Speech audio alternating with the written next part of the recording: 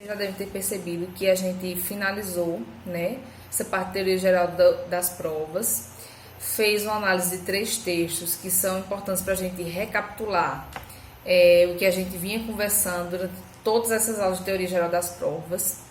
E aí, para a gente finalizar essa, digamos, uma revisão geral sobre o que nós vimos até agora, até o momento, de andamento processual, despacho saneador, da indicação e produção de provas, eu selecionei uma decisão judicial. Eu não sei se vocês lembram que em sala de aula, nós conversando, eu falei que era muito difícil você encontrar uma decisão judicial em que o juiz efetivamente ele se importasse, assim, se preocupasse em efetivamente delimitar um despacho saneador, de dar uma decisão mostrando quais eram os pontos controvertidos da demanda, e intimando as partes para que efetivamente falasse sobre esses pontos controvertidos, dissesse quais as provas que pretendiam produzir, fizesse realmente um saneamento do processo no ato judicial.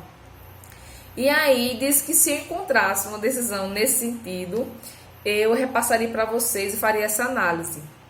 Então, vocês estão com sorte e em um dos meus processos, nos processos que eu sou advogada, foi proferido há umas 2 semanas um despacho nesses termos, né, que é uma decisão de saneamento, em que o juiz ele efetivamente se preocupou em delimitar, em dizer que estava saneando o processo, em mostrar o que era o saneamento, em colocar os pontos controvertidos, e eu vou enviar esse material para vocês analisarem, e vou fazer uma breve análise também desse material aqui nesse vídeo.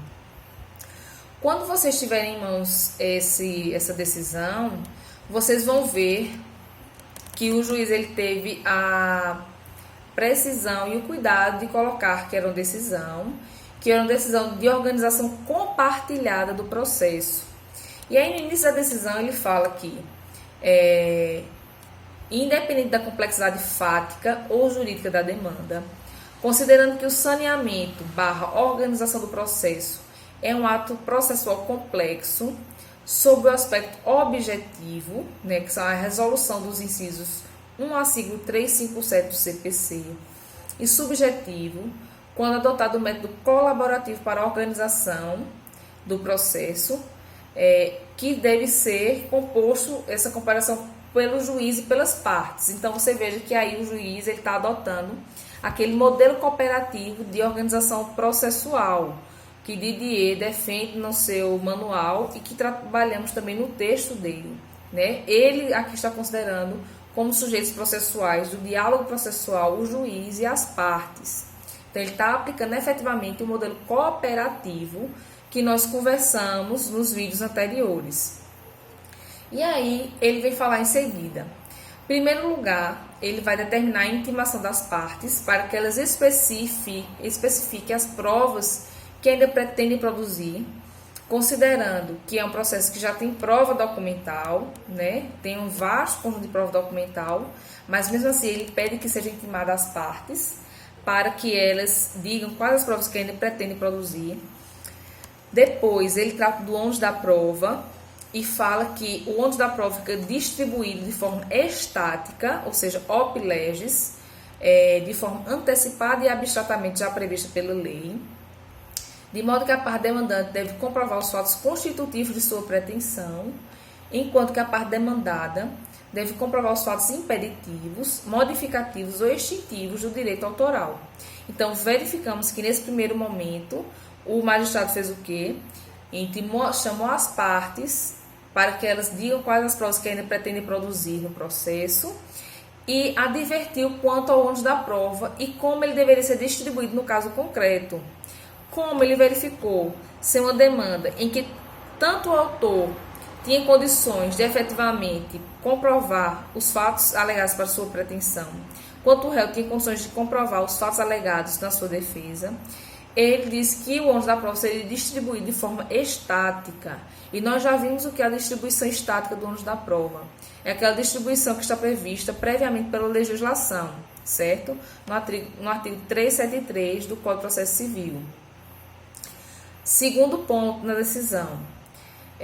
Caso a prova pretendida pela parte não possa ser por ela mesma produzida, deverá o litigante apontar o motivo da impossibilidade, indicando a razão pela qual a parte adversa deve produzir a prova, de modo a convencer o juiz acerca da necessidade da inversão do ônus probandi. Então, ele, não obstante ter delimitado que a distribuição inicialmente do ônus da prova seria aquela distribuição estática, prevista efetivamente na legislação, ele disse que se uma das partes verificassem que para ela seria impossível ou extremamente difícil produzir a prova, que ela justificasse essa impossibilidade e efetivamente demonstrasse que a outra parte tinha condições de produzir essa prova. E aí continua. Esclareço que caso este juízo venha a entender pela necessidade da inversão ope iudices do ônus probatório de algum ponto controvertido, dinamização em concreto da distribuição, a mesma será anunciada previamente ao julgamento de mérito, oportunizando-se a desincumbência do respectivo encargo probandi, de modo a evitar decisão surpresa. Então, nesse parte da decisão, nós verificamos o quê? Primeiro, o apontamento com relação à distribuição dinâmica do ônus da prova. Dizer que se o juiz verificar que é necessário haver a inversão do ônus da prova, a distribuição dinâmica, ope iudices, ele faria isso, mas qual é outro requisito formal para essa distribuição dinâmica? Momento da distribuição. E aí ele foi bem específico em dizer que essa distribuição dinâmica só aconteceria previamente ao julgamento de mérito, para que a outra parte que vai sofrer o encargo, ela possa ter a oportunidade de se desincumbir desse encargo nos autos, certo? E aí, para as finalidades do item 1 e 2, ou seja, tanto da produção das provas de acordo com a distribuição estática, quanto, se for o caso, da distribuição dinâmica do ônus da prova, para que ambas as partes elas efetivamente delimitem qual é